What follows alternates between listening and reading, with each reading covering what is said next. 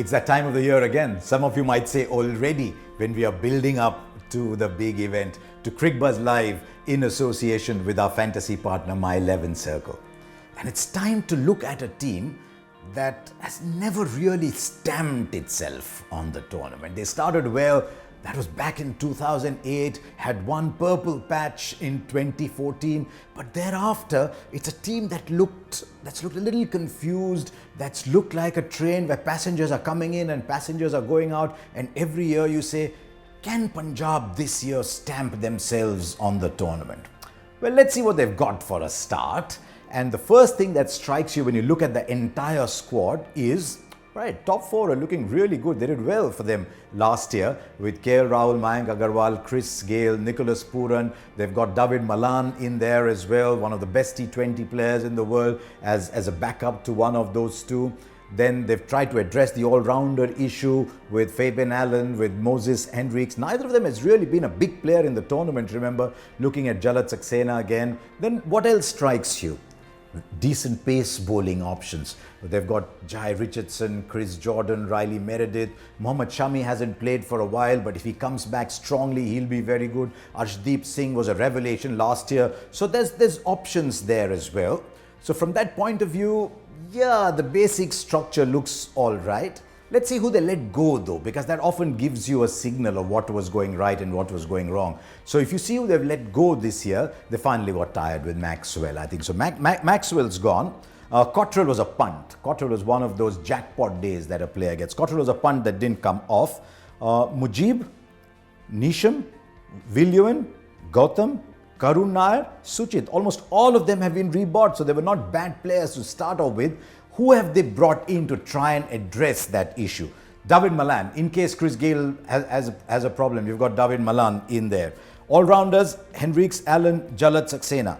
And because they let go of Villuan and Cottrell, they've got Richardson and Meredith. I think overall, Richardson and Meredith is a better combination than the players that they've let go. They needed those at the death.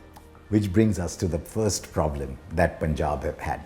The bowling in the power play and the bowling at the death. And you might say, I mean, that's pretty much the problem with the bowling, right? If you're not good at the start and you're not good at the end, then what are you good at? I mean, their economy rate at the death was the second worst, was 11.17. The quick bowlers are going at 11.86, 8.31 in the power play. So they desperately need to resolve that. Why were they so expensive at the end? I think it came down to structural issues.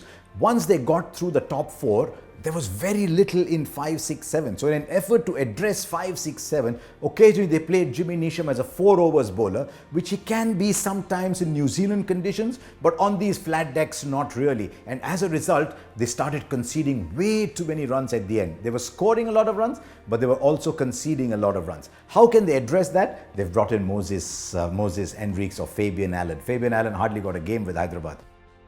If Hendricks has to be the 6th bowler, then he has to come in for either of Gayle or Pooran, and that's a big call to take.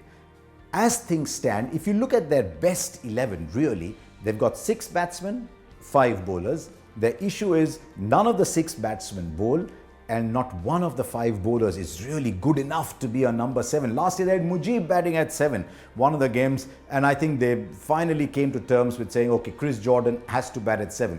You don't want to play Chris Jordan, suppose you want to play both Richardson and Meredith. Now who's batting at 7? So there are issues there, and that means the top 4 have to do really well for them. Could that be the reason last year that KL Rahul just started to get a little conservative? Now it's interesting that in the games that he was conservative, he got a lot of runs, but his team lost those games. And so KL Rahul needs to go back to being the KL Rahul of 2018, when every time he came into bat, people stopped what they were doing. I mean, I remember one game, it might have been an afternoon game, and I was doing the evening game in Mumbai. They were showing the game on the big screen, and I can promise you nobody was doing anything. Everybody was watching the game on the big screen because KL Rahul was teeing off. You want him to be that kind of player again, because Gayle takes some time to start off. If Malan is playing, he takes some time to start off. And I still think they have issues with 5 and 6. Now, how can they address 5 and 6? Can Mandeep do well for them? And I think Shah Rukh Khan is a good buy. Look at Shah Rukh Khan. He's had a really good season for Tamil Nadu. He's been good in the Vijay Hazare. He's been good in the Syed Mushtaq Ali. And I think he could just be that finisher at number 6 for them. So I'm going Mandeep and Shah Rukh at 6. Can they afford to play, say, a Jalat Saxena and Moses Hendricks between them to bowl 4 overs? Then Jalat Saxena has to bat 6-7. He's been a wonderful player for Kerala these last few years. But is he the dasher? Is he the 4 overs bank? Not sure. So there's an option. I think it's more an option on paper. So as I look down that side, what strikes me is, what are their strengths? Top order batting. They've got enough options with top order batting. What are their strengths? Fast bowling. They've got enough options with fast bowling. What are their weaknesses?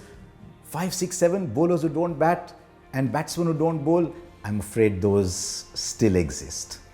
Now, they're playing 11 of their 14 games on high scoring grounds. So they really need to get scores up. So given all this, this is the team that I think they could start with. This is the team for Punjab.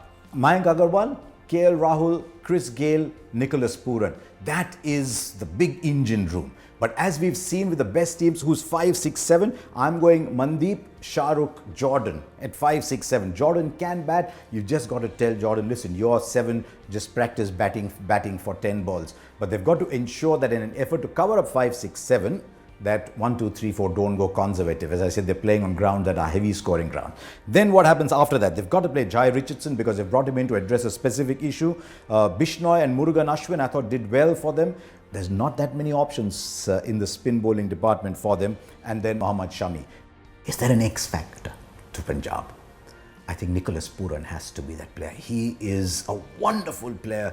Little packet of dynamite, little sticks of dynamite, if you want to call it that way. But now he can no longer be this promising young kid on the block. Played under 19, 20, 14, 7 years ago. He should be in the prime of his career by now. He needs a big tournament. If he has a big tournament to go alongside, then maybe Punjab have a chance. Can they go the distance? If they start off really well and build that momentum and all the big players now start playing big roles, if Gayle, who always plays far better in this tournament than in any other league, if he starts to get going, yes, but they need people like Jai Richardson, Mohammed Shami, Murugan Ashwin, Bishnoi to have really big seasons. So I'm not bullish on them, but it'd be great for the tournament if Punjab start to do really well, because they'll start to upset the ambitions of a lot of people along the way.